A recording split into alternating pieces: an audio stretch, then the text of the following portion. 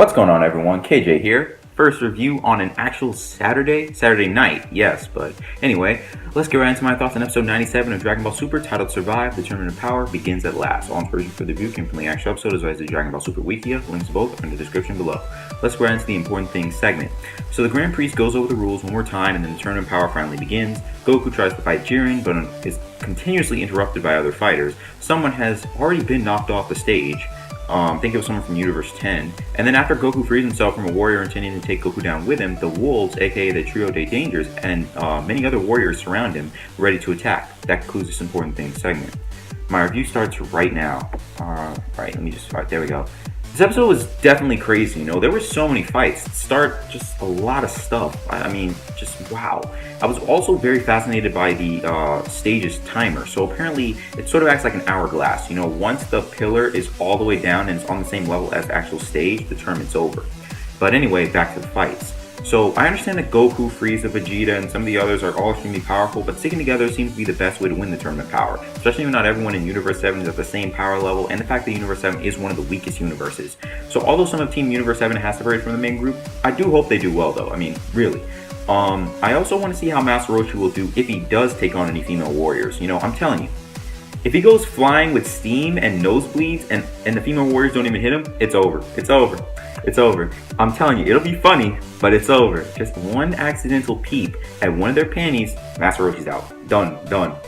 So I'm really hoping that he seriously conquered his perverted behavior. And then we see the super survival mode from those robots could really be short-lived. I felt it was hyped up a little when they first showed it to us, and now seeing that it was stopped right after it started is pretty crazy. And then the whole thing with eliminated warriors as well is really cool. So apparently, like when a warrior is eliminated and they fall into the abyss, they become a spectator. I mean, I'd rather see that than see them actually die because they fell off the stage, And the warrior to spectator method is also a good idea because eliminated warriors can see, where they messed up, why they messed up, and then they can try to give strategies to their teammates as well as cheer them on as well. I just said cheer them on as well twice. I mean, as well. I said as well twice, but anyway. And then the Xenos have something called the God Pad that allows them to check who's in and out of the tournament power, which is really, really cool. And now, finally, the eye catcher has been changed. I mean, I don't know if everyone calls it the eye catcher, but like when the show goes on break and like you see that image of all the characters for Team Universe 7, right? Finally, they changed it from Boo to Frieza. I've been saying they need to change it for so long, ever since they resurrected Frieza, and they didn't. And now finally that the tournament power has started, they've finally done it. I know it's just a quick aesthetic change. It may not mean a lot to people, but it sure as heck means a lot to me. So I'm happy that they changed it. Let's see. And regarding elimination, it's kind of shocking that the first person to be eliminated was a person who could actually fly, like a person with wings. That just goes to show you that even if you can fly, like if you can, it's not always an advantage in this tournament, And then the strategy that Team Universe 7, like all the ones that are sticking together, is really cool. And with stronger techniques, they could possibly have a shot at eliminating some warriors. And then we've got Jiren. Jiren. So he's standing still in all this chaos. Like, what? And then a random warrior tries to attack him. He just glares at the guy and then the warrior flees. Like, what's up with this guy? I'm really looking forward to seeing some techniques from Jiren. But honestly, his style is just shocking me now. He literally does nothing. And he's doing well. Like, that's crazy. And then Goku. He's strong and everything, yeah. But because he wanted to fight Toppo and Jiren so much, he almost got taken down in the first episode for the Tournament of Power.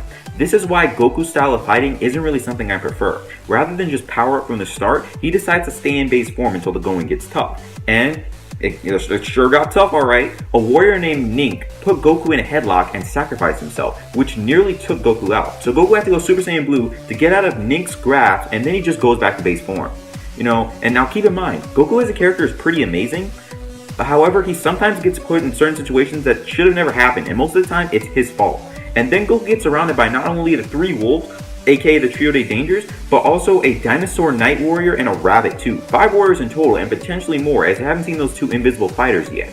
So I'm really hoping that Goku can beat them, especially if he can just transform. Please, just transform, and then you can do it. If you transform to Super Saiyan Blue, you can take on all of them. If you don't, you're pretty close to the edge of the stage. I'm pretty sure that's where we're going to be going in the next episode if you don't transform. And then, but the craziest thing is that this entire episode, right? This entire episode, literally encompassed a minute, 1 minute, 1 minute in the tournament power. A minute out of 48 minutes. So there's 47 minutes left in the tournament. All of this happened in 1 minute. No, that's pretty crazy.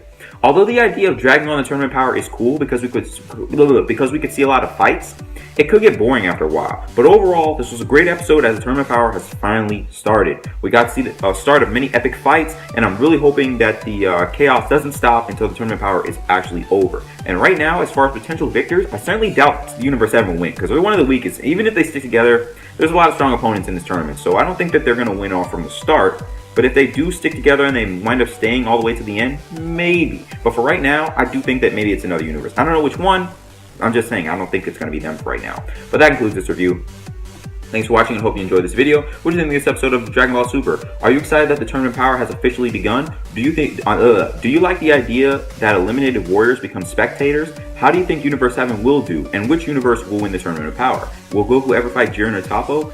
And will Goku beat the warriors that have surrounded him? How long do you think the tournament power will take in terms of episodes? If you have any questions, theories, thoughts, suggestions, comments, or concerns, please let me know about them in the comments down below. With all that being said, until next time, I'll see y'all later.